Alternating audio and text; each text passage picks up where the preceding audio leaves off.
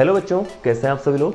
बेटा हम पढ़ने जा रहे हैं अपनी 12th क्लास की केमिस्ट्री का एक नया चैप्टर नंबर 4 जो फिजिकल केमिस्ट्री के अंदर आता है। एक यूनिक सा और बहुत ही इंटरेस्टिंग सा चैप्टर है केमिकल काइनेटिक्स। नाम को सुन के देखो, केमिकल काइनेटिक्स। केमिकल वर्ड तो सभी को समझ में आ गया होगा कि केमिकल रिएक्शन से रिलेटेड कुछ बात हो रही है।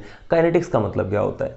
काइनेटिक्स आपने वर्ड जो है काफ़ी बार यूज़ किया है। काइनेटिक वर्ड, काइनेटिक एनर्जी पढ़ी होगी आपने, काइनेटिक थ्योरी ऑफ गैसेज पढ़ी होगी, स्टैटिक और काइनेटिक बॉडीज पढ़ी होंगी आपने, है ना। तो काइनेटिक का मतलब होता है कि जब कोई चीज़ मोशन में रहती है तो हम बोलते हैं कि आप उसकी काइनेटिक स्टेट की बात कर रहे हैं, है कि नहीं। और आप उस स्टडीज को जब आप करोगे, किसी चीज़ के अंदर कुछ मोशन है, कुछ चेंज आ रहा है उसके अंदर, तो हम क्या बोलते हैं, वो चीज़ जो है काइनेटिक स्टेट के अंदर है, उसको जो आप स्टडी करते हो तो आप काइनेटिक्स स्टडी कर रहे हो। केमिकल रिएक्शन के अंदर काइनेटिक्स किस तरह से आएगी वो समझ लो।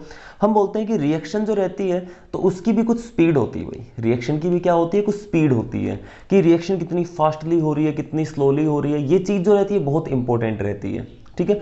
तो हम केमिकल काइनेटिक्स के अंदर स्पीड को ही पढ़ने वाले हैं। मान के चलो कि मोटी मोटी चीज़ें आपको अगर मैं बताता हूँ, तो जब भी कोई केमिस्ट कोई रिएक्शन स्टार्ट करवाता है लैब के अंदर, तो उससे पहले उसके दिमाग में ये 3 चीज़ें हमेशा रहती है। पहली चीज़ जो उसके दिमाग में हमेशा रहती है वो रहती है फिजिबिलिटी। पहली चीज़ क्या रहती है, फिजिबिलिटी। फिजिबिलिटी का मतलब क्या होता है कि फिजिबिलिटी का मतलब है कि कोई केमिकल रिएक्शन होगी या नहीं होगी। The given set of reactants, if they can react at the given temperature and pressure conditions or they can't, ठीक है। ये चीज़ उसके सामने रहती है। दूसरी चीज़ जो उसके दिमाग में आती है, किसी भी केमिस्ट के दिमाग में, वो आती है एक्सटेंट ऑफ रिएक्शन। एक्सटेंट का मतलब क्या है कि रिएक्शन कितनी देर तक होगी या रिएक्शन कब रुकेगी जाके। जब रिएक्शन खत्म हो जाएगी वो पॉइंट जो आएगा वो बहुत इंपॉर्टेंट रहता है, तो हम बोलते हैं एक्सटेंट ऑफ रिएक्शन, ठीक है।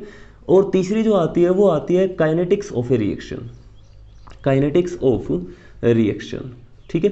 तो काइनेटिक्स ऑफ रिएक्शन जो रहती है वो इन 3 मेन चीज़ों के अंदर है जो किसी भी केमिस्ट के दिमाग में रहती है जब वो किसी केमिकल रिएक्शन को स्टार्ट करवाता है। क्लियर है। अब इनका मतलब क्या होता है, इनसे हमें क्या क्या पता चलता है, क्यों सिग्निफिकेंट है ये तीनों चीज़ें, ठीक है। देखो, जो हमारी फिजिबिलिटी होती है उससे पता चलता है हमें कि कोई रिएक्टेंट रिएक्ट करेंगे कि नहीं करेंगे। आपको रिएक्शन स्टार्ट करवाना चाहते हो लेकिन उससे पहले आपको पता चल जाए कि ये रिएक्ट ही नहीं करेंगे, तो उस रिएक्शन करवाने का क्या फ़ायदा है, नहीं करवाएंगे हम उस रिएक्शन को। और इस चीज़ को स्टडी किया जाता है केमिकल थर्मोडाइनमिक्स में। किस में स्टडी करते हैं, थर्मोडाइनमिक्स में हम स्टडी करते हैं। आपने स्टडी किया होगा spontaneity of reaction, feasibility of reaction, जहाँ पे इंट्रोपी, इंथैल्पी, बहुत सारी चीज़ें आती है ना। दूसरा हमारे पास आ रहा है एक्सटेंट ऑफ रिएक्शन। एक्सटेंट से हमें क्या पता चलता है, एक्सटेंट से पता चलता है कि कितना प्रोडक्ट बनेगा। अगर कोई रिएक्शन किसी टाइम पे जाके रुक जाती है तो प्रोडक्ट का फॉर्मेशन बंद हो जाएगा। अगर आपको पता चल जाए कि भाई ये रिएक्शन जो है इस टाइम पे जाके रुक जाएगी या इतनी देर में रुक जाएगी, तो हमें पता चल जाएगा इतनी देर में कितना प्रोडक्ट बनेगा, ठीक है। तो हम क्या कर सकते हैं, यहाँ से हमें पता चलता है प्रोडक्ट कितना बनेगा, यील्ड ऑफ द रिएक्शन पता चलेगी हमें, है ना। तो इस चीज़ को हम स्टडी करते हैं केमिकल इक्विलिब्रियम के अंदर। केमिकल इक्विलिब्रियम के अंदर, इक्विलिब्रियम में आपने पढ़ा होगा, इक्विलिब्रियम जैसे अटेन हो जाता है हमें लगता है रिएक्शन खत्म हो गई है, ठीक है। तीसरा जो आता है वो आता है काइनेटिक्स ऑफ रिएक्शन। काइनेटिक्स भी बहुत ज़रूरी है। जिस तरह से इक्विलिब्रियम की अगर मैं बात करता हूँ, तो मान लिया कि हमारे पास कोई रिएक्शन थी, हमने फिजिबिलिटी चेक करी कि रिएक्शन हो सकती है, लेकिन उसके अंदर प्रोडक्ट बहुत ही कम बन रहा है। आप फ्यू केजीज ऑफ रिएक्टेंट्स को मिक्स कर रहे हो और फ्यू नैनोग्राम्स या फ्यू मिलीग्राम जो है माइक्रोग्राम आपके पास प्रोडक्ट बन रहा है, तो ऐसी रिएक्शन को कराने का बहुत ज़्यादा हमारे पास कोई सिग्निफिकेंस नहीं है कि नहीं। तीसरी जो चीज़ हमारे पास आती है, मान लेते हैं कि रिएक्शन भी हो रही है, ठीक ठाक प्रोडक्ट भी बन रहा है, अमाउंट भी ठीक ठाक बन रही है प्रोडक्ट की, लेकिन वो रिएक्शन इतनी स्लो है कि वो सालों ले सकती है। आपने जो टेम्परेचर प्रेशर कंडीशन दे रखी है, उस टेम्परेचर प्रेशर के ऊपर अगर उस रिएक्शन को होने में सालों लग सकते हैं, तो ऐसी रिएक्शन कराने का भी क्या फ़ायदा है, ठीक है। तो इसका मतलब क्या हुआ कि हमारे पास काइनेटिक जो रहती है वो जो रहती है उससे हमें क्या पता चलता है, उससे रेट ऑफ रिएक्शन का पता चलता है, rate of reaction, speed of reaction का पता चलता है। और ये जो चीज़ होती है ये हम केमिकल काइनेटिक्स के अंदर पढ़ने वाले हैं, ठीक है। काइनेटिक्स जो रहती है उसके अंदर हम क्या पढ़ने वाले हैं, रेट ऑफ रिएक्शन के बारे में, स्पीड ऑफ रिएक्शन के बारे में हम पढ़ने वाले हैं। तो फटाफट से ये 3 चीज़ें सबसे पहले नोट कर लो और उसके साथ साथ नोट कर लो केमिकल काइनेटिक्स की डेफिनेशन। केमिकल काइनेटिक्स क्या होती है, केमिकल काइनेटिक्स केमिस्ट्री की एक ब्रांच है जिसमें हम स्टडी करने वाले हैं कि कोई रिएक्शन कितनी स्लो होती है या कितनी फास्ट होती है, और अगर कोई रिएक्शन बहुत स्लो है तो उसको थोड़ा फास्ट कैसे कराया जा सकता है, या कोई रिएक्शन बहुत ही फास्ट है तो उसको थोड़ा सा स्लो कैसे कराया जा सकता है। ये चीज़ें हम देखने वाले हैं। क्लियर है? तो आप डेफिनेशन नोट कर लो। Chemical kinetics is the branch of chemistry in which we study about the rate of reaction. किसके बारे में स्टडी कर रहे हैं? रेट ऑफ रिएक्शन के बारे में। And the factors affecting the rate of reaction, और उन फैक्टर्स के बारे में बात करेंगे जिससे इस रेट ऑफ रिएक्शन को अल्टर कराया जा सकता है, चेंज कराया जा सकता है, घटाया बढ़ाया जा सकता है। ठीक है, फटाफट इसका एक स्क्रीनशॉट ले लो। ओके देखो, मैंने एक जनरल रिएक्शन यहाँ पे लिखी है आपके सामने। एक रिएक्शन के अंदर होता क्या है, कुछ रिएक्टेंट्स आपके पास होते हैं जो धीरे धीरे किसमें कन्वर्ट हो जाते हैं, प्रोडक्ट्स के अंदर कन्वर्ट हो जाते हैं। इसी चीज़ को एक केमिकल रिएक्शन बोला जाता है। तो मैं लिख सकता हूँ कि रिएक्टेंट्स प्रोडक्ट्स में कन्वर्ट हो जाते हैं जब कोई केमिकल रिएक्शन होती है। इसको मैं ऐसे लिख सकता हूँ कि अगर मेरे पास रिएक्टेंट था R तो वो P में कन्वर्ट हो रहा है। क्या मैं इस तरह लिख लूँ थोड़ी देर के लिए? इसको रिएक्टेंट को मैंने R से लिख लिया है, प्रोडक्ट को मैंने P से लिख लिया है, तो R जो है वो P में कन्वर्ट हो रहा है जैसे जैसे रिएक्शन होती चली जाएगी। स्टार्टिंग में आपको रिएक्टेंट गिवन होते हैं, प्रोडक्ट नहीं होते हैं। धीरे धीरे रिएक्टेंट जो होंगे वो टूटेंगे, उनसे नए प्रोडक्ट्स बनेंगे। रिएक्टेंट जो आएंगे उनके अंदर केमिकल चेंज होगा कुछ। तो मैं इस तरह बोलता हूं कि रिएक्टेंट की कुछ कंसंट्रेशन आपको गिवन होगी स्टार्टिंग में, धीरे धीरे रिएक्टेंट की कंसंट्रेशन कम होने लग जाएगी और प्रोडक्ट्स की कंसंट्रेशन धीरे धीरे बढ़ने लग जाएगी। आपको कंसंट्रेशन गिवन होती है। जब हम बात करते हैं किसी भी रिएक्शन की या इस रिएक्शन की काइनेटिक्स को अगर हमें स्टडी करना है तो हमें क्या देखना होगा? हमें यही देखना है कि इस रिएक्शन के अंदर जो चेंज आ रहा है उसकी स्पीड कितनी है, कितना स्लोली या कितना फास्टली वो चेंज हो रहा है। अगर आप वो स्टडी करने में कामयाब हो जाते हैं तो इसका मतलब आपने रेट ऑफ रिएक्शन को पढ़ लिया है, केमिकल काइनेटिक्स को स्टडी कर लिया है। तो यहां से मैं लिखता हूं कि हमारे पास चेंज जो हो रहा है वो किस में हो रहा है? वो कंसंट्रेशन के अंदर चेंज हो रहा है। रिएक्टेंट भाग के एक दूसरी जगह पे नहीं जाएंगे। ठीक है, ऐसा नहीं है एक बीकर दूसरे बीकर में चले जाएंगे या लैब से बाहर कहीं और चले जाएंगे, ग्राउंड में चले जाएंगे, ऐसा तो नहीं होगा। होगा क्या यहाँ पे? केवल और केवल जो कंसंट्रेशन रहेगी वो चेंज होगी। किसकी? रिएक्टेंट्स की भी चेंज होगी, प्रोडक्ट्स की भी चेंज होगी। किस तरह का चेंज आएगा वो मैं लिख देता हूँ। कंसंट्रेशन को शो करने के लिए मैं इस तरह से स्क्वायर ब्रैकेट लगाता हूं इस R के दोनों तरफ। R को मैंने स्क्वायर ब्रैकेट के अंदर लिखा है, इसका मतलब यहाँ पे लिखा हुआ है कंसंट्रेशन ऑफ R। और अगर मैं लिख लेता हूं इस तरह से P को मैंने स्क्वायर ब्रैकेट के अंदर रखा तो इसका मतलब ये कंसंट्रेशन ऑफ क्या होगी? P होगी, प्रोडक्ट की कंसंट्रेशन होगी। तो जैसे जैसे रिएक्शन होती जाती है कंसंट्रेशन ऑफ R डिक्रीजेज। ये जो कंसंट्रेशन रहेगी R की डिक्रीज होती चली जाएगी, कम होती चली जाएगी, है ना। और ये प्रोडक्ट जो रहेगा इसकी कंसंट्रेशन बढ़ती चली जाएगी। ये क्या होती जाएगी? इंक्रीज होती चली जाएगी। धीरे धीरे प्रोडक्ट बनना फॉर्म होगा और एक टाइम पे प्रोडक्ट जो रहेगा वो मैक्सिमम अमाउंट में बन जाएगा। हम बोलते हैं कि रिएक्शन जहाँ पे स्टॉप हो जाती है, जहाँ पे रिएक्शन खत्म हो जाती है, जरूरी नहीं है कि वहाँ पे रिएक्टेंट पूरी तरह खत्म हो जाए। क्या हो सकता है? एक रिएक्शन के अंदर क्या आ जाता है कि केमिकल इक्विलिब्रियम आ जाता है। जैसा मैंने सेकंड पॉइंट बताया था कि जब रिएक्शन के अंदर क्या आ जाता है, एक इक्विलिब्रियम सेटअप हो जाता है तो वहां पर कोई प्रोडक्ट फॉर्म नहीं होगा। प्रोडक्ट फॉर्म नहीं हो रहा है इसका मतलब क्या है? इसका मतलब रिएक्टेंट भी नहीं टूट रहा है। तो मैं लिख सकता हूं एट इक्विलिब्रियम, ये मैंने लिख दिया at equilibrium the concentration of both the reactant and the product becomes constant। Clear है? तो हमारी जो कंसंट्रेशन रहेगी रिएक्टेंट की और प्रोडक्ट की, दोनों की कंसंट्रेशन कांस्टेंट हो जाएगी, उसमें कोई चेंज नहीं आएगा। इसलिए हमें लगेगा कि रिएक्शन जो रहेगी वो खत्म हो गई है। ये तीन चीज़ आपको याद रह जाएंगी। पहला मैंने क्या बताया है कि रिएक्टेंट की कंसंट्रेशन डिक्रीज करती जाती है जैसे जैसे रिएक्शन होती है, प्रोडक्ट की कंसंट्रेशन इंक्रीज करती जाती है, और तीसरी चीज जो मैंने बताई है कि जब इक्विलिब्रियम आएगा तो हमें लगेगा कि रिएक्शन खत्म हो गई है। क्यों? क्योंकि उस टाइम पे प्रोडक्ट फॉर्म होना बंद हो जाएगा और रिएक्टेंट टूटना बंद हो जाएगा। तो रिएक्टेंट की जितनी कंसंट्रेशन बचेगी उतनी ही बची रहेगी, प्रोडक्ट की जितनी कंसंट्रेशन बन गई है उतनी ही बनेगी। क्लियर? और इसके अंदर फिर कोई चेंज नहीं आएगा। तो फटाफट से इन दो चीजों को नोट कर लो। इसी चीज को मैं एक ग्राफ के थ्रू आपको दिखाने वाला हूं। फटाफट इसको नोट करो। करें स्टार्ट। देखो, हम बोल रहे हैं कि हमें ग्राफ बनाना है। ग्राफ किस किस का बनाना है? दो चीजें हमारे पास, एक तो है कंसंट्रेशन जिसमें चेंज आ रहा है, ये कंसंट्रेशन होगी वाई एक्सिस के साथ, और टाइम को मैंने ले लिया है एक्स एक्सिस के साथ। ठीक है, ये हमारे कंसंट्रेशन और टाइम जो है इनके बीच में हमें ग्राफ बनाना है। कैसे ग्राफ बनाएंगे? देखो ध्यान से, अगर मुझे रिएक्टेंट के लिए ग्राफ बनाना है तो रिएक्टेंट के लिए जो ग्राफ रहेगा उसको मैं किस तरह से दिखाऊंगा कि रिएक्टेंट की कुछ कंसंट्रेशन मेरे पास स्टार्टिंग में गिवन होती है, वो उसकी मैक्सिमम कंसंट्रेशन होती है। तो इसका मतलब स्टार्टिंग में at T is equal to 0 ये जो कंसंट्रेशन होगी रिएक्टेंट की वो मैक्सिमम होगी। मान लेते हैं कि ये वैल्यू मैक्सिमम वैल्यू थी। ठीक है, जिसको मैं आर नोट से लिख सकता हूं। इसको मैं कैसे लिख सकता हूं, अगर ये आर की कंसंट्रेशन थी, मैं यहाँ पे अगर ये जीरो या नोट लगा देता हूं तो इससे मैं डिनोट करूंगा आर नोट को। ठीक है, तो जब ये इस तरह से जीरो आप लगा के लिख रहे हैं तो इसका मतलब हो गया कि इनिशियल कंसंट्रेशन है। धीरे धीरे टाइम जैसे जैसे बीतता जाएगा, रिएक्शन जैसे जैसे प्रोसीड करेगी, कंसंट्रेशन जो रहेगी वो डिक्रीज करेगी, लीनियरली डिक्रीज नहीं करेगी। किस तरह से डिक्रीज करेगी, डिक्रीज कुछ इस तरह से करेगी, जब स्टार्टिंग में बहुत सारे हमारे पास रिएक्टेंट थे तो बहुत जल्दी जल्दी सारे के सारे हमारे रिएक्टेंट जो रहेंगे टूटना स्टार्ट होंगे। उसके बाद धीरे धीरे उनकी टूटने की स्पीड जो रहेगी वो कम हो जाएगी। भाई स्टार्टिंग में तो क्या होगा, मानिए आप 100 मॉलिक्यूल लेके चल रहे हो रिएक्टेंट के, तो सारे के सारे जो है वो एनर्जी गेन करेंगे और टूटना स्टार्ट करेंगे। फिर जो रहेंगे जिनको ज़्यादा एनर्जी चाहिए, कुछ ऐसे मॉलिक्यूल होंगे जिनको ज़्यादा एनर्जी चाहिए होगी, वो धीरे धीरे टूटेंगे फिर। ठीक है, तो स्टार्टिंग में बहुत सारे मॉलिक्यूल एक साथ टूटेंगे, ऐसा लगेगा कि रिएक्शन बहुत तेजी से हो रही है। धीरे धीरे रिएक्टेंट्स के टूटने की स्पीड कम हो जाएगी, तो इसका मतलब हमारा प्रोडक्ट फॉर्मेशन की स्पीड भी कम हो जाएगी। हम बोल सकते हैं रिएक्शन होने की जो स्पीड रहेगी वो कम हो जाएगी, है ना।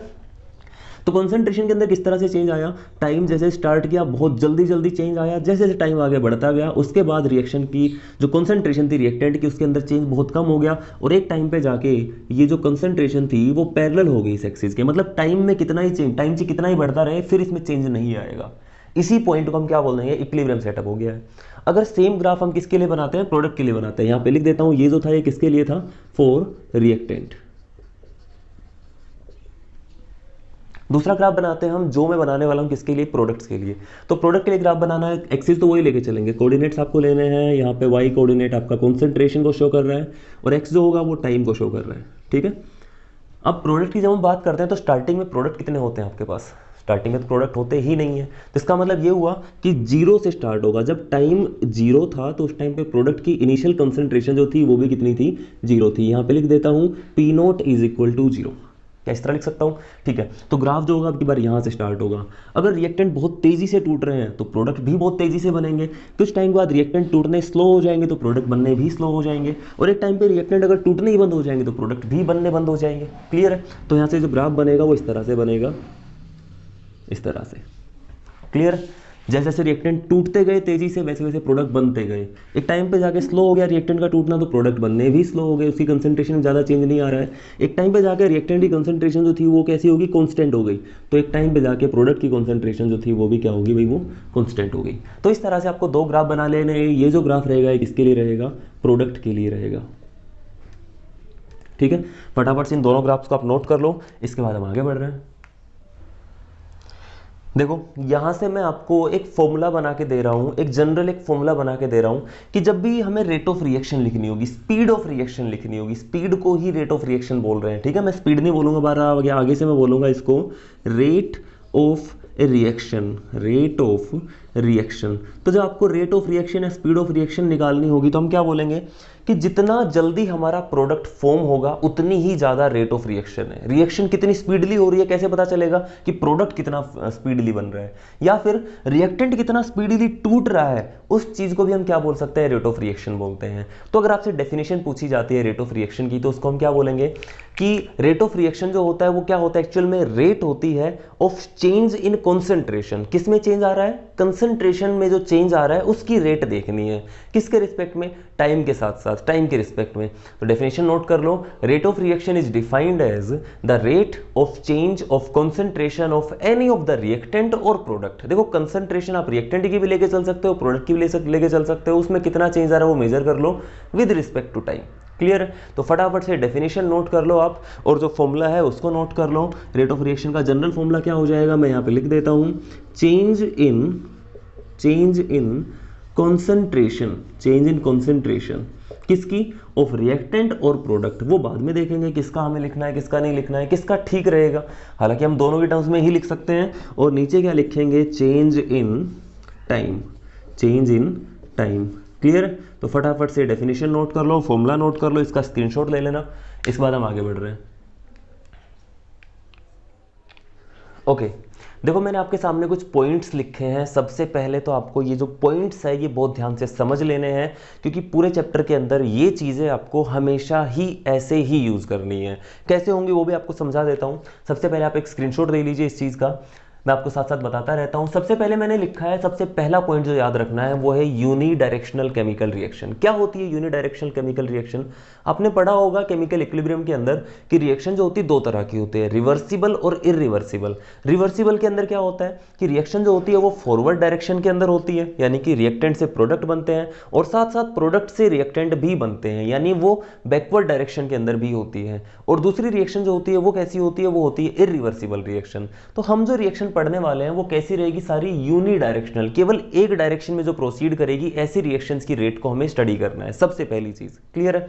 जो ऐसी रिएक्शंस हो जिसको हम बोलते हैं कि भाई जो रिवर्सिबल रिएक्शन है, बोथ जिसके अंदर बैकवर्ड और फॉरवर्ड दोनों प्रोसेस हो रहे हैं, उनको हमें स्टडी नहीं करना है। अगर कोई रिएक्शन दे भी रखी है ऐसी, आपको लगता है कि ये रिएक्शन तो वहां पड़ी थी, तो भी आपको मान के चलना है कि अभी इस चैप्टर के अंदर हम जितनी रिएक्शन पढ़ेंगे कैसी पढ़ेंगे? यूनी डायरेक्शनल पढ़ेंगे, कि जिनके अंदर केवल फॉरवर्ड रिएक्शन होगी, यानी रिएक्टेंट से प्रोडक्ट बनेगा। दूसरी चीज, रेट ऑफ रिएक्शन हमेशा पॉजिटिव होती है। इस चीज को बहुत ध्यान से समझना। मान लेते कोई केमिकल रिएक्शन हो रही है, ठीक है, तो बस इतनी सी बात ध्यान रखनी, केमिकल रिएक्शन हो रही है। अगर रिएक्शन हो रही है तो उसके अंदर प्रोडक्ट फॉर्म हो रहा है। अगर प्रोडक्ट फॉर्म हो रहा है तो कंसंट्रेशन के अंदर कुछ चेंज आ रहा है। अगर रिएक्शन हो रही है इसका मतलब प्रोडक्ट फॉर्म हो रहा है, उसकी कंसंट्रेशन चेंज हो रही है, तो कुछ ना कुछ यार उसकी स्पीड भी होगी। अगर मैं बोल रहा हूं कि गाड़ी चल रही है, तो इसका मतलब क्या हुआ कि उसकी कुछ ना कुछ तो स्पीड है, ठीक है। और मैंने बोल दिया है कि यूनी डायरेक्शनल केमिकल रिएक्शन पढ़ रहे हैं, तो इसका मतलब गाड़ी के अंदर बैक गियर नहीं है, केवल और केवल कैसा गियर है? फ्रंट, मतलब सामने जो चलने वाले नॉर्मल जो गियर्स होते हैं वो सारे के सारे गियर्स हैं। तो गाड़ी केवल एक ही डायरेक्शन में चल सकती है, बैकवर्ड नहीं आ सकती।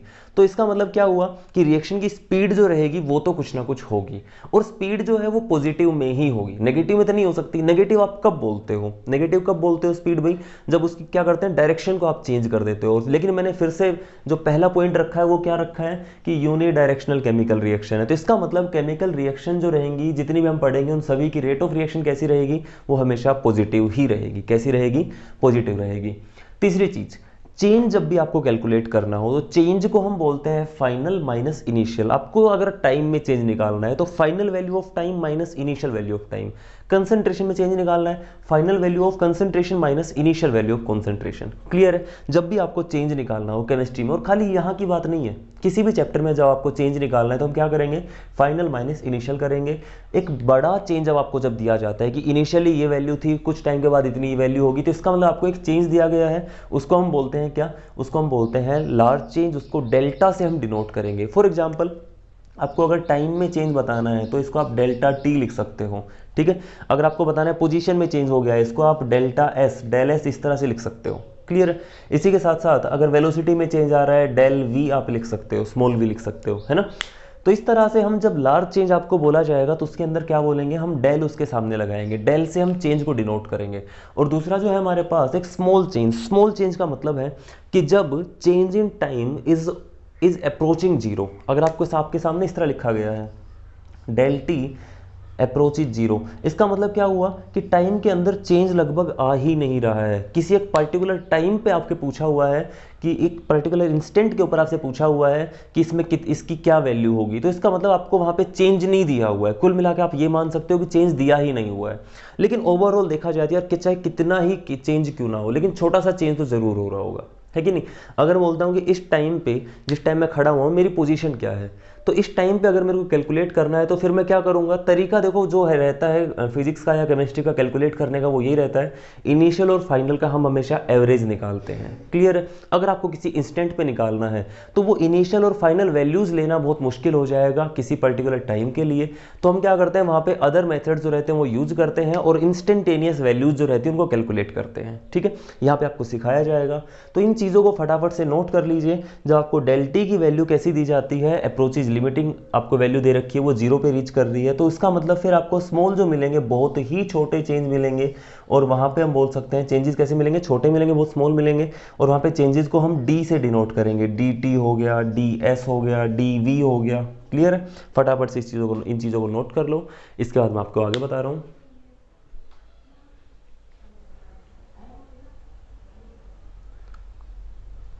ओके, तो नेक्स्ट जो टॉपिक हम पढ़ने वाले हैं वो है रेट ऑफ रिएक्शन के टाइप्स, और रेट ऑफ रिएक्शन को कैसे हम डिनोट करेंगे, क्या उसका फॉर्मूला बना के लिखेंगे। देखो सबसे पहली चीज़, रेट का मतलब तो स्पीड ही है, और स्पीड आपने फिजिक्स के अंदर पढ़ी होगी, दो तरह की होती है, एक होती है एवरेज स्पीड और एक होती है instantaneous. Average velocity and instantaneous velocity. तो उसी तरह रिएक्शन की भी दो तरह की रेट ऑफ रिएक्शन रहेंगी, average rate of reaction and instantaneous rate of reaction. और इन दोनों को हम किस तरह से देखने वाले हैं कि एवरेज का मतलब है जब आपको एक लार्ज चेंज दिया हुआ है, इनिशियल और फाइनल वैल्यूज आपको दी हुई है, टाइम का जो इंटरवल है वो आपको दिया हुआ है, तो आप रेट ऑफ रिएक्शन जब मेजर करोगे वो होगी एवरेज रेट ऑफ रिएक्शन। और किसी पर्टिकुलर इंस्टेंट ऑफ टाइम के ऊपर आपसे पूछा जाए कि बताओ इस टाइम पे क्या रेट ऑफ रिएक्शन होगी, तो उसको बोलेंगे instantaneous rate of reaction. Clear है डेफिनेशन, वैसी ही है। ठीक है, अब फॉर्मूला बनाते हैं हम। फॉर्मूला बनाने के लिए सबसे पहले मैं याद दिला देता हूं कि रेट ऑफ रिएक्शन होती है change in concentration upon change in time. देखो मैं क्या करता हूं, एक रिएक्शन मान लेते हैं R2P और डिफरेंट टाइम्स के ऊपर, at time t is equal to T1 और T2, अलग अलग टाइम के ऊपर मैं कॉन्सेंट्रेशन मेजर करूंगा रिएक्टेंट की और प्रोडक्ट की। ठीक है, एक इस तरह से मैं क्या बना लेता हूं, एक टेबल बना लेता हूं कि भाई जब टाइम T1 पे हमने मेजर किया तो रिएक्टेंट की कंसेंट्रेशन थी R1, कंसेंट्रेशन फर्स्ट, और कुछ टाइम के बाद जो कंसेंट्रेशन थी वो R2 थी। इसके बाद प्रोडक्ट कंसेंट्रेशन स्टार्टिंग में थी P1 और फाइनली हो गई ये कंसेंट्रेशन P2। अगर मेरे को रेट ऑफ रिएक्शन लिखना हो, मैं अभी एवरेज इंस्टेंटेनियस नहीं लिख रहा हूँ, अगर रेट ऑफ रिएक्शन लिखना हो तो कैसे लिखेंगे, तो हम लिखेंगे change in concentration of reactant या फिर change in concentration of product. तो मान लेते हैं हम पहले रिएक्टेंट की जो प्रोडक्ट है उसकी टर्म्स में लिख रहे हैं। अगर आप प्रोडक्ट की टर्म में लिखते हो तो मैं यहाँ पे लिख देता हूँ कि rate of reaction is equal to change in concentration of product. Product की कंसेंट्रेशन में कितना चेंज आया, अभी चेंज निकालने के लिए क्या करते हुए बताया था, final minus initial value. Final value है P2 और इनिशियल वैल्यू थी P1, तो यहाँ पे लिखूंगा मैं P2 minus P1, clear, upon change in time. Change in time कितना हो जाएगा, T2 माइनस T1। ये आपका फॉर्मूला हो जाएगा किसका, रेट ऑफ रिएक्शन का। ये किसका फॉर्मूला हो जाएगा, रेट ऑफ रिएक्शन का हो जाएगा। अगर मैं देखता हूं क्या ये रेट ऑफ रिएक्शन की वैल्यू पॉजिटिव आ रही है कि नहीं आ रही है, देखो ये वैल्यू पॉजिटिव आती है कि नहीं आती है, कैसे पता चलेगा, हमें पता है कि जब रिएक्शन होती है तो प्रोडक्ट बढ़ता चला जाता है, तो P1 ज़्यादा होगा या P2 ज़्यादा होगा, ऑब्वियसली बात है P2 जो वैल्यू होगी वो ज़्यादा होगी, किससे, इनिशियल वैल्यू से। प्रोडक्ट तो बढ़ता चला जाता है, प्रोडक्ट तो इंक्रीज होता है उसकी कंसेंट्रेशन। रिएक्टेंट की कंसेंट्रेशन जो रहेगी वो मैं यहाँ पे लिख देता हूँ कि R1 जो रहेगी वो ज़्यादा रहेगी R2 से, है ना, क्योंकि रिएक्टेंट जो रहता है वो धीरे धीरे यूज होता जाता है, कंज्यूम होता जाता है, खर्च होता जाता है या फिर रिड्यूस होती जाती है उसकी कंसेंट्रेशन। ये वैल्यूज आपने यहाँ पे लिख ली है। तो ओवरऑल रेट ऑफ रिएक्शन जो आपको प्रोडक्ट की टर्म में लिखनी होगी तो उसको हम कैसे लिख सकते हैं, change in concentration of product upon change in time, इस तरह लिखेंगे। अगर रिएक्टेंट की टर्म में लिखनी हो तो कैसे लिखेंगे, तो भी तरीका तो यही रहेगा। रेट ऑफ रिएक्शन अगर आपको लिखनी हो किसके टर्म्स में, कंसेंट्रेशन ऑफ प्रोडक्ट रिएक्टेंट के टर्म्स में, तो हम क्या करेंगे, change in concentration of reactant. Concentration of reactant में कितना चेंज आ रहा है, तो उसके लिए final value R2 minus initial value R1। यहाँ पे लिखता हूं मैं R2 minus R1 upon T2 minus T1। ये फॉर्मूला बन जाएगा। एक बार फिर से चेक कर लेते हैं कि क्या इसमें रेट ऑफ रिएक्शन पॉजिटिव आ रही है कि नहीं आ रही है। देखो R2 में से R1 घटा रहे हो, R2 ज़्यादा है कि R1 ज़्यादा है, भाई एक बार यहाँ पे मैंने लिखा नहीं था, R2 ज़्यादा है कि R1 ज़्यादा है, इनमें से R1 ज़्यादा है, और बड़ी वाली वैल्यू को आप माइनस कर रहे हो, छोटी वाली वैल्यू प्लस की है, तो आंसर कैसा आएगा हमारा, आंसर कैसा आएगा, नेगेटिव आएगा। और मैं बोल रहा हूँ कि रेट ऑफ रिएक्शन कभी नेगेटिव हो नहीं सकती। अगर रेट ऑफ रिएक्शन नेगेटिव हो नहीं सकती और यहाँ से कैलकुलेशंस नेगेटिव आ रही है, तो हम क्या करते हैं, अपनी तरफ से एक नेगेटिव साइन यहाँ पे लगा देते हैं। ये नेगेटिव साइन मैंने यहाँ पे लगा दिया, तो इसका मतलब आपको ध्यान रखना है कि जब हम प्रोडक्ट की टर्म्स में कंसंट्रेशन आप लेके चल रहे हो, प्रोडक्ट कंसंट्रेशन लेके चल रहे हो और उसकी टर्म में रेट ऑफ रिएक्शन लिख रहे हो, तो सीधा सीधा फॉर्मूला होगा final value of product concentration minus initial value upon change in time, यानी change in concentration of product upon change in time. लेकिन रिएक्टेंट के टर्म्स में जब आप लिखोगे तो ये वैल्यू नेगेटिव आएगी। क्यों? क्योंकि रिएक्टेंट की कंसंट्रेशन डिक्रीज होती जाती है, इसलिए हम एक नेगेटिव खुद लगा लेते हैं, so that rate of reaction becomes positive. फटाफट याद हो जाएगी ये चीज़। तो इस चीज़ को फटाफट नोट कर लो, इस चीज़ को समझ में आ जानी चाहिए बस ये, ठीक है। मैंने नीचे दिखा दिया है कि रेट ऑफ रिएक्शन जब हम लिखते हैं in terms of concentration of reactant, we put a negative sign. क्यों? So that the rate of reaction becomes positive. पूछी जाती है चीज़ कई बार, तो आपको पता होनी चाहिए। क्लियर है? इसको हटा रहा हूँ मैं, ठीक है। तो इसको हटा रहा हूं मैं और फटाफट से अब हमारा फॉर्मूला लिखते हैं रेट ऑफ रिएक्शन का। देखो रेट ऑफ रिएक्शन कैसे लिखेंगे, चेंज तो लिखना ही है। जब आपको एवरेज रेट ऑफ रिएक्शन पूछी जाए तो इसको लिखूंगा मैं कि rate of reaction is equal to del concentration of product del P by del T. इसको क्या लिखेंगे, del P by del T. अगर रिएक्टेंट के टर्म्स में लिखनी हो रेट ऑफ रिएक्शन तो कैसे लिखेंगे, तो उसको हम लिखेंगे del concentration of reactant del R by del T. इसमें थोड़ा सा चेंज क्या आएगा कि यहाँ पे एक नेगेटिव साइन और रहेगा। क्यों रहेगा वो, सो that the rate of reaction becomes positive, because concentration of reactant तो डिक्रीज होती जाती है, ये वैल्यू नेगेटिव आएगी। इसको पॉजिटिव बनाने के लिए हमने एक नेगेटिव से मल्टीप्लाई किया है। अगर मुझे इंस्टेंटेनियस रेट ऑफ रिएक्शन लिखनी हो तो इंस्टेंटेनियस को कैसे लिखा जाता है, देखो ध्यान से। इंस्टेंटेनियस को लिखने के लिए क्या करेंगे, यहाँ पे लिखता हूँ rate is equal to D, small D से हम लिखेंगे D P by D T, या फिर दूसरा जो फॉर्मूला रहेगा वो क्या बनाएंगे, D R by D T, जो रिएक्टेंट रहेगा उसकी टर्म्स में माइनस साइन आ जाएगा वहां पे।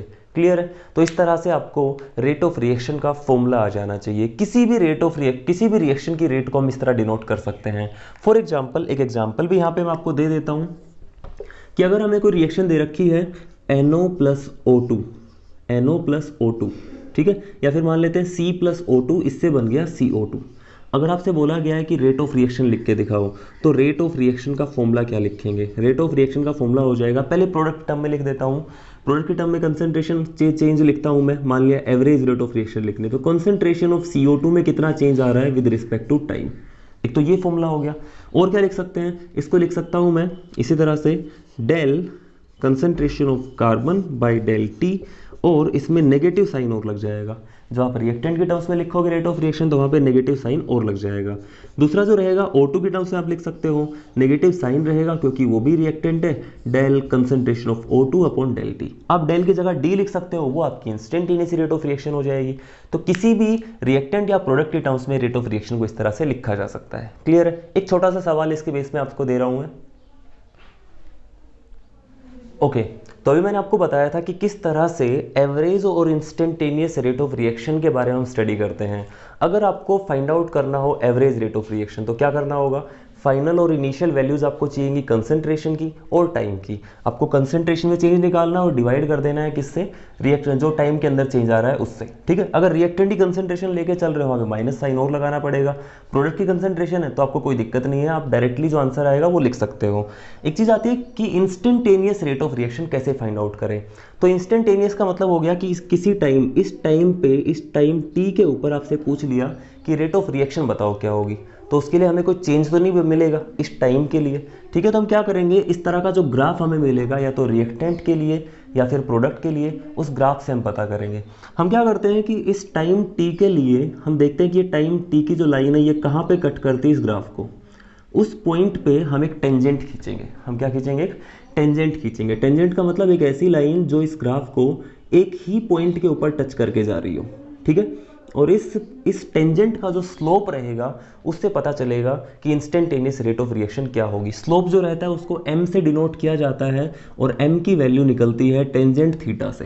टेंजेंट थीटा मतलब आपने पढ़ा होगा ये क्या होता है, परपेंडिकुलर अपॉन बेस होता है ना। तो परपेंडिकुलर बेस कहाँ से लेके आए, आपने ये जो स्लोप, ये जो टेंजेंट बनाया है इसका स्लोप कैसे देखेंगे कि इसके लिए हम कोई भी दो वैल्यूज देख लेते हैं। यहाँ पे कोई भी दो पॉइंट ले लेते हैं अपनी मर्जी से और इनको टच करा लेते हैं इस तरह से, एक्स एक्सिस पे जो हमारा टाइम एक्सिस उसके साथ, और ये जो हमारा वाई एक्सिस यानी कि जो हमारा कोऑर्डिनेट लिया है कंसंट्रेशन के लिए उसके साथ। और इस तरह से आपके पास दो वैल्यूज मिल जाएंगी, कंसंट्रेशन ऑफ रिएक्टेंट की और टाइम की। इनको मैं T1 और T2 लिख लेता हूँ। ठीक है। टाइम T1 पे कंसंट्रेशन थी उसको मैं R1 लिखूंगा, टाइम T2 पे जो कंसंट्रेशन होगी उसको मैं R2 लिखूंगा। अभी अगर मैं देखता हूँ परपेंडिकुलर क्या है, ये परपेंडिकुलर है, ये आपके पास एक राइट एंगल ट्राइंगल बन गई है। इसका जो हमारा स्लोप रहेगा, ये जो एंगल रहेगा, इससे हम निकालते हैं क्या, इंस्टेंटेनियस रेट ऑफ रिएक्शन। तो जो कंसंट्रेशन के अंदर चेंज आ रहा है उसको हम वाई एक्सिस पे लेकर चल रही है, परपेंडिकुलर बनाएंगे, ये हो जाएगा क्या, R2 माइनस R1। ठीक है।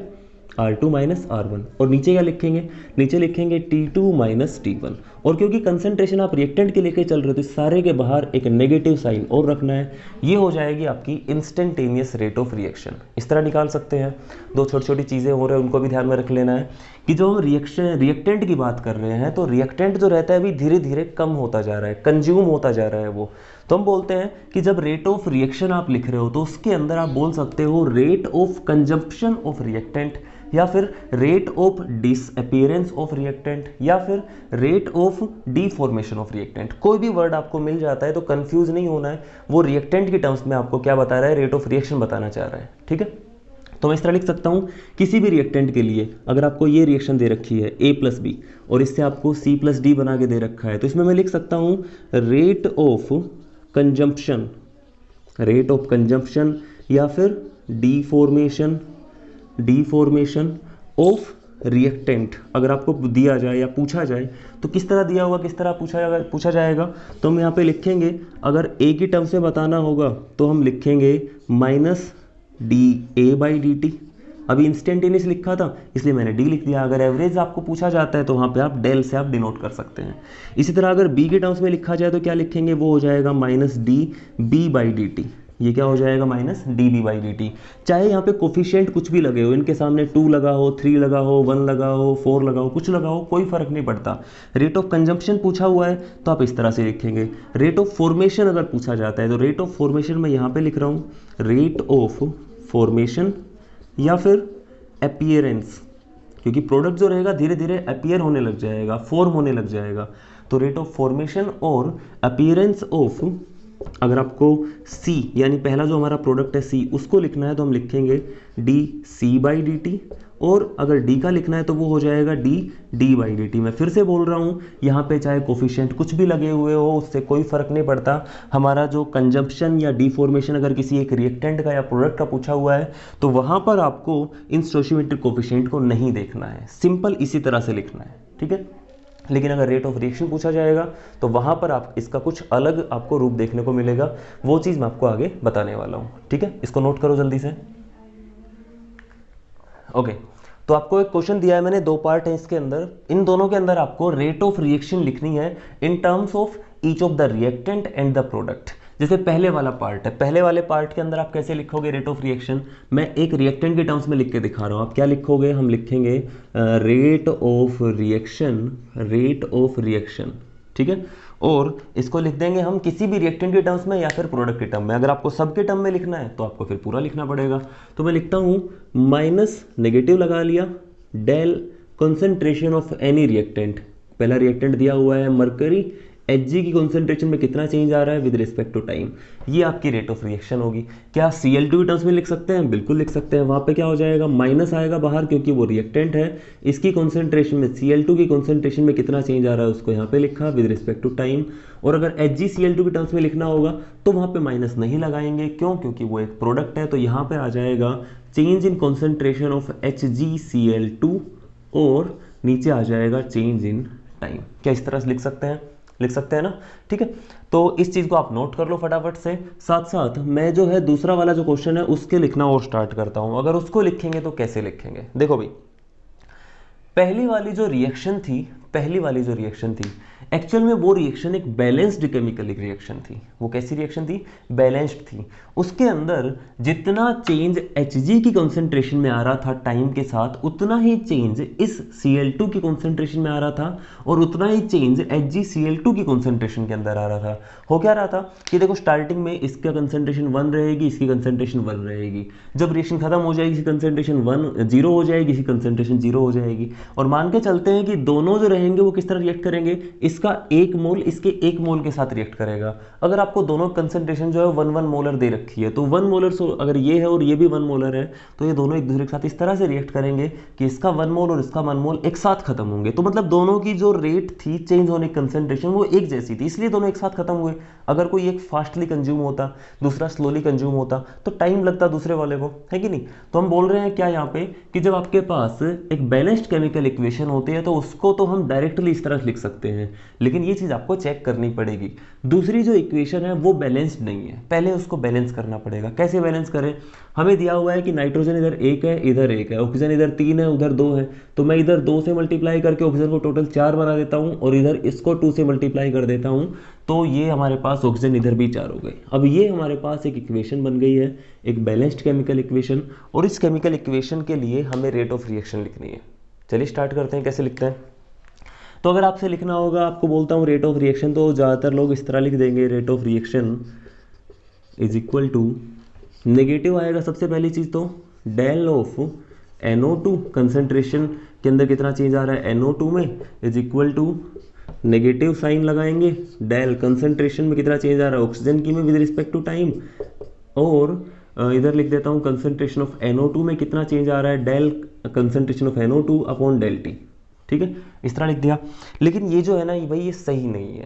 पहले वाला सही है, पूरा सही है, बिल्कुल सही है, लेकिन दूसरे वाले में गलती है। गलती क्या है वो सुन लो। हमारे यहाँ पे ये जो सेकंड इक्वेशन दी हुई है, इसमें ऑक्सीजन और NO के कंज्यूम होने की रेट्स अलग अलग हैं। जहाँ पर कोई स्टोशियोमेट्रिक कोफिशिएंट नहीं लगा होता है, जैसे यहाँ पे वहाँ पे रेट ऑफ रिएक्शन लिखना बहुत आसान है।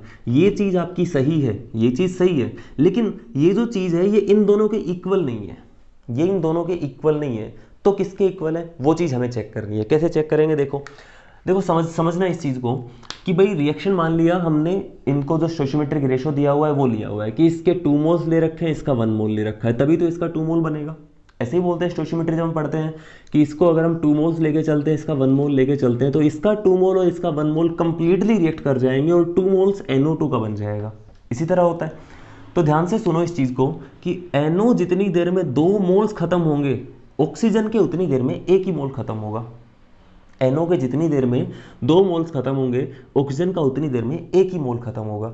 तो मैं क्या इस तरह लिख सकता हूं कि रेट ऑफ कंजम्पशन या rate of disappearance of NO और rate of disappearance of O2 equal नहीं है, डिफरेंट है। अगर वो दोनों रेट्स डिफरेंट है तो उनमें क्या रिलेशन है वो देख लेते हैं। स्पीड इसकी कम है या इसकी कम है ये देखते हैं। फिर से सुनो, जितनी देर में इसके 2 मोल खर्च होंगे उतनी देर में इसका 1 ही मोल खर्च हो रहा है। तो कौन सा स्लो चल रहा है, कौन सा फास्ट चल रहा है? ऑब्वियस सी बात है, ये फास्ट चल रहा है। जितने टाइम में इसका 1 मोल कंज्यूम हुआ है, इसके 2 मोल कंज्यूम हो गए, तो ये तो बहुत फास्ट चल रहा है, डबल रेट से चल रहा है। तो क्या मैं इस तरह लिख सकता हूं कि जो हमारा रेट ऑफ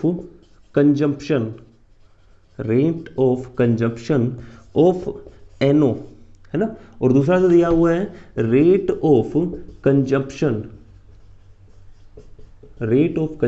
ऑफ O2, अगर इन दोनों को मैं रिलेट करता हूं तो होगा क्या कि जो हमारे rate of consumption of NO रहेगा और जो rate of consumption of O2 रहेगा, इन दोनों को अगर मैं कंपेयर करूं तो पता चलेगा कि NO की जो रेट है वो ज़्यादा है।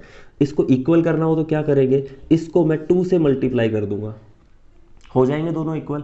मेरे को पता है ये जो रेट है ऑक्सीजन की रेट से डबल है, क्योंकि जितनी देर में ऑक्सीजन का 1 मोल खत्म हुआ इतनी देर में इसके 2 मोल खत्म हो गए। Rate of consumption of NO कैसे लिखते हैं वो मैं लिखता हूँ इस तरह से, इसको डिसअपियरेंस लिख सकते हो, डिफॉर्मेशन लिख सकते हो।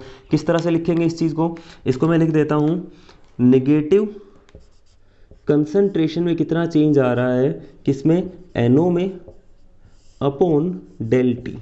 और इसको मैं कैसे लिखूंगा, 2 into negative del O2 by del T, इस तरह लिख सकते हैं। तो यहां से मेरे को जब रेट ऑफ रिएक्शन लिखनी हो तो सबसे पहले हम उसको लिख लेंगे इसकी टर्म में, ऐसे रिएक्टेंट या प्रोडक्ट की टर्म्स में जिसके सामने कोई स्टोइचियोमेट्रिक कोफिशिएंट नहीं लगा हुआ है। उसके बाद हम क्या करेंगे, उसके बाद हम देखेंगे कि रिएक्शन जो है भाई वो हमारे पास उसमें रिलेशन किस तरह से बन रहा है, बाकी जो रिएक्टेंट प्रोडक्ट है जिनके सामने कोई स्टोइचियोमेट्रिक कोफिशिएंट लगता है उनमें किस तरह से रिलेशन बनता है वो चीज़ हम देखेंगे। क्लियर? तो यहाँ से मुझे पता चलता है कि ये जो चीज़ है, ये जो चीज़ है एक ही तो चीज़ है, ये किसके इक्वल है, रेट ऑफ रिएक्शन के इक्वल है। इस 2 को अगर मैं हटा दूंगा तो इसकी जगह रेट ऑफ रिएक्शन लिख सकता हूं मैं। तो रेट ऑफ रिएक्शन हो जाएगी, ये 2 इधर आके 1/2 हो जाएगा ये, ठीक है। तो इस तरह मैं लिख सकता हूं कि रेट ऑफ रिएक्शन जब लिखनी होगी NO के टर्म्स में तो इस सारे के आगे एक 1/2 और लग जाएगा। क्या लग जाएगा, 1/2 और लग जाएगा, जो एक्चुअल में ये जो कोफिशिएंट था ये नीचे चला जाएगा। क्लियर है? इसी तरह से मैं आपको फिर दोबारा बोल सकता हूं कि अगर मैं ऑक्सीजन की रेट जो थी उसको और NO2 के फॉर्मेशन की जो रेट थी उनको अगर मैं कंपेयर करता हूँ, रेट ऑफ फॉर्मेशन और रेट ऑफ कंजम्पशन को अगर मैं क्या करता हूँ, कंपेयर करता हूँ, तो देखते हैं दोनों की दोनों को। सबसे पहली चीज तो भाई दोनों इक्वल तो नहीं है। जितनी देर में O2 का 1 मोल कंज्यूम हो रहा है, NO2 के 2 मोल तैयार हो रहे हैं, तो कौन सा तेज हो रहा है, वो तेज हो रहा है, वो फास्टली हो रहा है वो प्रोसेस। तो उसको मैं लिख सकता हूँ कि वो जो रेट रहेगी वो ज़्यादा रहेगी। अगर इक्वल करना है तो इक्वल करने के लिए मैं O2 को फिर से 2 से मल्टीप्लाई कर दूंगा, ठीक है। फिर दोबारा रेट लिखेंगे, rate of formation of N2 क्या हो जाएगी, NO2, ये हो जाएगी डेल NO2 की कंसंट्रेशन अपॉन डेल T, इस तरह लिख सकते हैं। और यहाँ पे 2 से मल्टीप्लाई कर लेंगे। फिर दोबारा ये चीज़ तो रेट ऑफ रिएक्शन है, ये चीज़ तो रेट ऑफ रिएक्शन है कि नहीं। तो इसका मतलब 2 को हटाऊंगा तो इसकी जगह पे रेट ऑफ रिएक्शन लिख सकता हूँ। 2 इधर आके 2 किधर आ जाएगा, इधर आके डिवाइड में आ जाएगा, और ये डिवाइड में आ गया तो ये रेट ऑफ रिएक्शन है। जब NO2 की टर्म्स में आपको रेट ऑफ रिएक्शन लिखनी होगी, आप क्या कर लेंगे, यहाँ पर भी 1/2 से मल्टीप्लाई करेंगे। क्लियर है। तो इस तरह हम इस चीज़ों को नोट कर सकते हैं। फटाफट से जो हमारा फाइनल रिजल्ट आ रहा है उसको नोट कर लो। फाइनल रिजल्ट क्या रहेगा, फाइनल रिजल्ट ये रहेगा कि अगर हमारे पास कोई रिएक्शन दे रखे हैं इस फॉर्म में A प्लस B और इससे बन रहा है C प्लस D, ठीक है। A capital B C D ये जो है, ये हमारे पास जो है रिएक्टेंट है, ये प्रोडक्ट है, और ये जो आगे लिखे हुए हैं स्मॉल लेटर जो लिखे हुए हैं ये एक्चुअल हमारे पास स्टोइचियोमेट्रिक कोफिशिएंट है। तो रेट ऑफ रिएक्शन कैसे लिखेंगे, ध्यान से देख लो। Rate of reaction is equal to, जो हम आप लिखते थे -1/A, ये जो कोफिशिएंट रहेंगे ये कहाँ चले जाएंगे, नीचे चले जाएंगे। 1/A del concentration of A by del T। और दूसरा तरीका क्या रहेगा, हम B के टर्म्स में लिख सकते हैं -1/B del concentration of B by del T। तीसरा क्या लिख सकते हैं हम C के टर्म्स में 1/C, अब की बार नेगेटिव नहीं लगाना है क्योंकि ये प्रोडक्ट है। यहाँ पे हम लिखेंगे 1/C change in concentration of C upon del T। और तीसरा लिखेंगे, लास्ट लिखेंगे 1/D कंसंट्रेशन ऑफ D में कितना चेंज आ रहा है with respect to change in time. Clear है। तो इस तरह आप लिख सकते हैं। एक क्वेश्चन मैंने आपको खुद से करने के लिए दे दिया है, ये पार्ट आपको कर लेना है। आपका जो फर्स्ट पार्ट है वो कवर हो जाता है, ठीक है। आपके फर्स्ट इंटेक्स्ट क्वेश्चन जो आपको दिए हुए हैं, 2 क्वेश्चन आपको इंटेक्स्ट में दिए हुए हैं, एक एग्जाम्पल दिया हुआ है, वो क्वेश्चन आप इनकी बेसिस पे बना सकते हो, ठीक है। ट्राई करना है वो। नेक्स्ट जो वीडियो रहेगी उसके अंदर मैं स्टार्ट करूंगा एक क्वेश्चन लेके ही, इसके बाद हम आगे बढ़ेंगे। और नेक्स्ट वीडियो जो रहेगी उसके अंदर और भी कुछ नई चीज़ आपको सीखने को मिलेगी, फिर हम इन चीज़ों का यूज़ करेंगे, ठीक है। बहुत लेंथी चैप्टर नहीं है, बहुत इंटरेस्टिंग चैप्टर है, ठीक है। बस ध्यान से पढ़ते रहो इस चीज़ को। तो ठीक है, मिलते हैं नेक्स्ट वीडियो के अंदर, तब तक के लिए thank you and good bye.